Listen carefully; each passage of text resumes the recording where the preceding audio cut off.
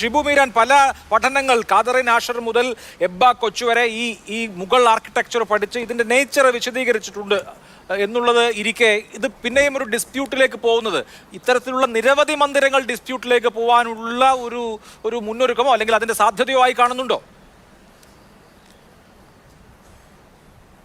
ഇവിടെ പങ്കെടുക്കുന്ന BJP പ്രതിയുടെ വാക്കുകൾ അതിന് തെളിവല്ലേ? അയോധ്യയ്ക്ക് ശേഷം ഇനി തർക്കത്ത് പോകരുത് എന്ന് പറഞ്ഞ മാന്യനാണ് RSSന്റെ സർസംഘചാലക് മോഹൻ ഭാഗവത്. എന്നാൽ അതേ നാവ് കൊണ്ട് അദ്ദേഹം പറയും ഗ്യാൻവാപ്പിയും മധുരയിലെ ഷാഹി ഈദ്ഗാഹും വിട്ടുകിട്ടണം. സമ്പൽ അത് ഒരു പള്ളിയാണ്, അത് പള്ളിയായിരുന്നില്ല, അതൊരു ASI മോണുമെന്റ് ആണ് എന്നാണ്.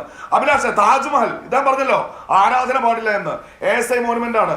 ഞാൻ അവിടെ വെള്ളിയാഴ്ച നമസ്കരിച്ചിട്ടുള്ള ആളാ. ജുമാ മസ്ജിദ് ASI മോണുമെന്റാ, അവിടെ പ്രാർത്ഥന നടക്കുന്നുണ്ട്. നിയമം പറയുന്നത് ഇങ്ങനെയാണ്. ഇത് ഒരാൾക്ക് മാത്രം അറിയുന്ന സംഗതിയല്ല, കേട്ടോളൂ. ASI മോണുമെന്റ് ഒരു ആരാധനാ സ്ഥലമാണെങ്കിൽ അവിടെ ആരാധന അനുവദിക്കാം. ആരാധനാ സ്ഥലമല്ലേ അവിടെ ആരാധന പാടില്ല. ഇതാ നിയമം പറയുന്നത്. ഈ പള്ളി 6 നൂറ്റാണ്ട് കാലമായി നിരന്തരം ആരാധന നടന്നു വരുന്ന ഒരു മുസ്ലിം ദേവാലയമാണ്. അതിന്റെ സ്വഭാവം ഒരു മുസ്ലിം ദേവാലയത്തിൻ്റെതാണ്. ലെറ്റ് കോർട്ട് ഡിസൈഡ് എന്ന് പറയാൻ ഈ രാജ്യത്ത് വകുപ്പില്ല എന്ന്. രാജ്യത്ത് നിയമമുണ്ട്. കോടതികൾ അങ്ങനെയുള്ള ലിറ്റിഗേഷൻ കേൾക്കരുത്. നിങ്ങൾ ആ നിയമം ഭേദഗതി ചെയ്തിട്ടില്ല.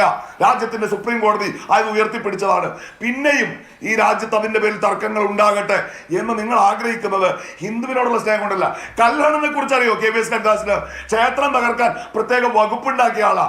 ഗോരഖ്പൂർ മഠം, യോഗി ആദിത്യനാഥിന്റെ മഠ, അതിന്റെ വേര് തപ്പിപ്പോ ആ ഭൂമി വിട്ടുകൊടുത്തത് മുഗൾ രാജാക്കന്മാരാ. പറഞ്ഞത് ഞാനല്ല. താങ്കൾ പറഞ്ഞ കാശി വിശ്വനാഥ ക്ഷേത്രത്തിലെ മുൻ പൂജാരിയായിരുന്ന രാജേന്ദ്ര തിവാരിയാണ്. നിങ്ങൾ ചരിത്രത്തെ കുറിച്ച് വർത്തമാനകാലത്തേക്ക് കൊണ്ടുവരുന്നത് വെറുപ്പ് വിതയ്ക്കാനാണ്. അത് ഈ രാജ്യത്തെ മനുഷ്യരുടെ വിശപ്പിന്റെ രാഷ്ട്രീയം, മനുഷ്യരുടെ വിശപ്പിന്റെ രാഷ്ട്രീയം അത് ചർച്ച ഇന്ന് തടഞ്ഞു വെക്കാനാണ്.